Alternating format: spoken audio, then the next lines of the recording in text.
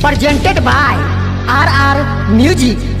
बोला बोला देवघर वाले बाबा की। Hello hello hello check hello. आप सबसे निवेदन है कि दरभंगा का लफुआ कवरिया टीम आ गया है, इसलिए आप लोग साइड हो जाइए। आए बाबा साइड हो जाओ, आए साइड हो जाओ।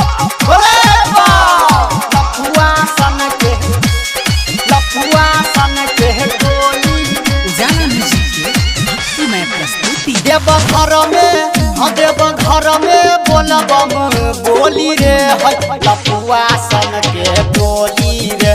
देव घर में बोलबम बोली रे है लफुआ सन के टोली रे। लफुआ सन के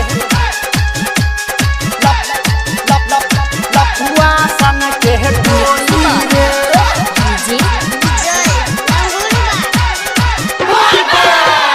दरभंगा जिला के कवरिया, दरभंगा जिला के कवरिया बनल बाटे भोला के पुजरिया, भोला के पुजरिया, भोला के पुजरिया। केहू बोली त गोली चल रे है लफुआ सन के टोली रे।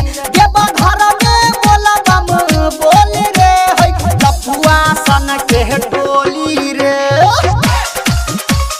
लफुआ सन के